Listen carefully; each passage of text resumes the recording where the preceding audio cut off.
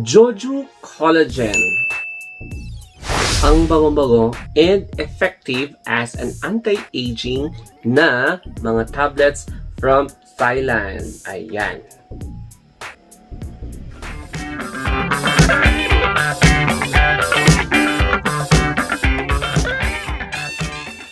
Hey there!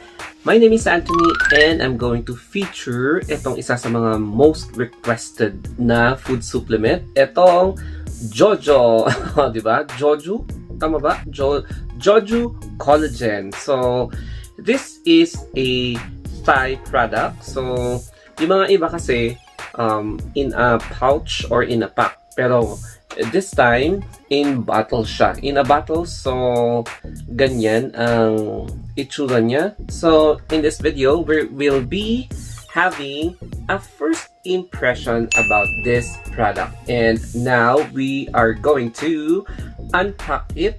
Kaya, ayan, i-unpack natin siya. And before anything else, the price for this product ranges between 450 to 700. So, I'm going to have a baseline price of 550 pesos ang isang product na ito. So, ayan, 550 plus yung shipping fee if you're going to order sa Lazada, Shopee, or sa mga sellers nyo sa Facebook or sa mga personal na resellers. And now, we are going to open and then make a Betadine test kung papalag ba siya sa Betadine. So, ayan. Okay siya kasi kapag Thailand product, alam niyo yun, maraming talagang trusted brand na Thai products, lalong-lalo na kapag approved siya sa Thai FBA and Philippine FDA. Ayan. So, collagen na from Thailand. And now, we are going to ayan ulit, have a closer look para tignan natin yung description niya. Tapos, ang ingredients bago tayo mag-perform ng Betadine testing.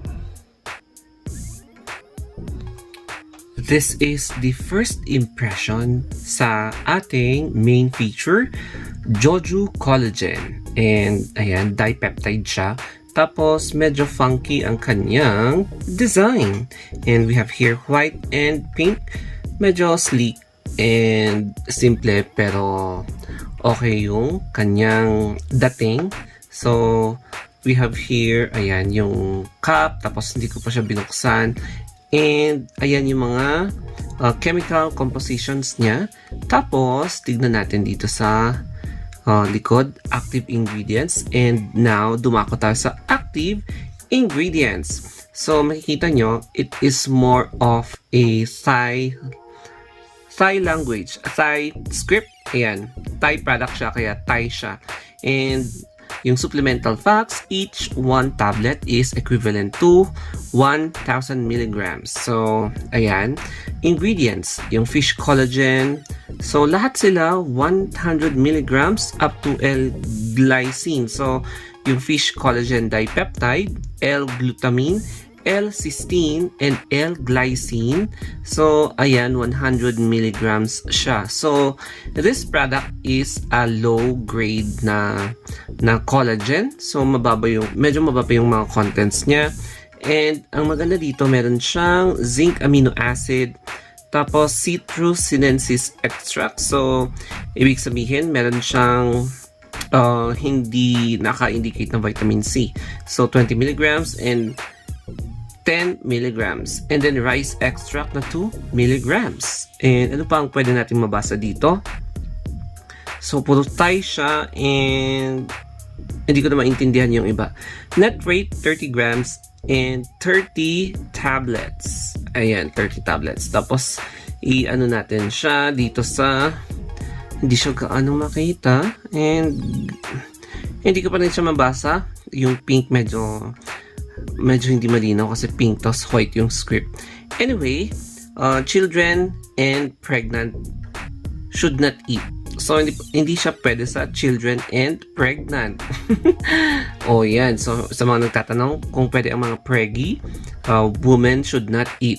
And made in Thailand. So, no effect for prevention or cure of diseases.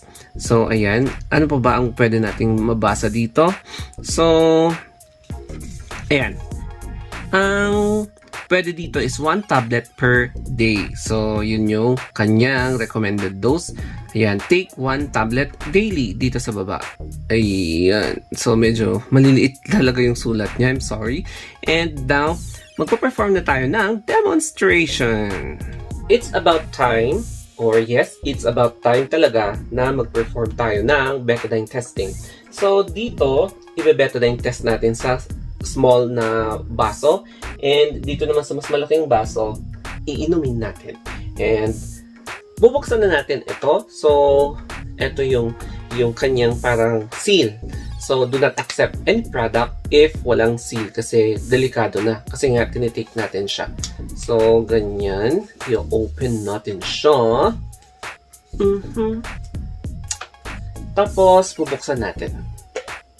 And, ang maganda dito kasi, ayan, bubuksan mo pa yung loob. So, it's like this. Alam mo yun, siniksik pa talaga nila sa loob. Ayan, so dapat ganito yung laman niya. Ang hirap buksan. Ayan. So, bubuksan na natin siya. And, ayan, mag-scissor na lang tayo. Buti na lang may andito yung scissor. So, bubuksan natin. And, ayan, it's tablet pala. I thought it's capsule. So, the betadine don't really work. So, akala ko i-betadine test ko siya, pero hindi pala. I'm so sorry. Ayan, napahiya tuloy ako. Anyway, so, ayan. Kung titignan natin, it is parang may sweety taste. Yeah, medyo mabango siya. And meron siyang parang ito yung kanyang ayan, yung sign niya, yung parang label niya. So, ganyan yung itsura ng label. And yes, pinkish na orangey ang appearance. Tapos gusto ko yung amoy niya. Diba? Ayan. And ilalagay na natin siya dito.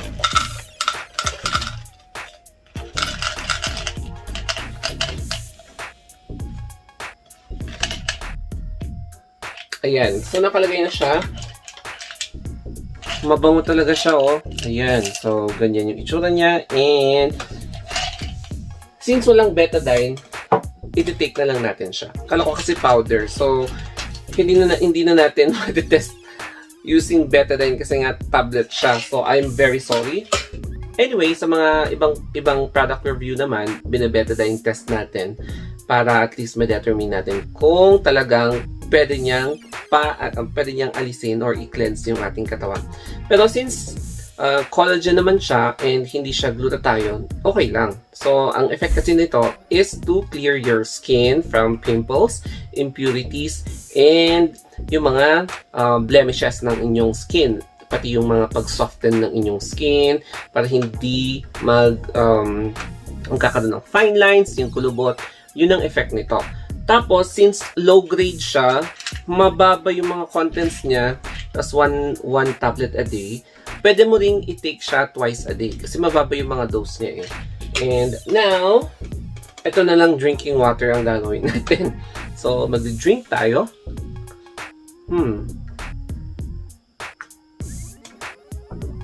Yeah, may nilalasahan talaga akong sugary. Medyo sweet yung lasa niya.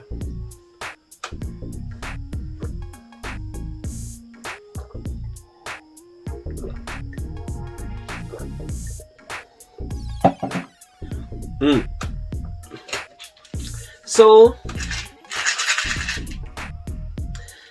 the verdict for my first impression for this product is, sayang kasi hindi akala ko powder. Ayan, hindi ako nagbabasa ng mabuti.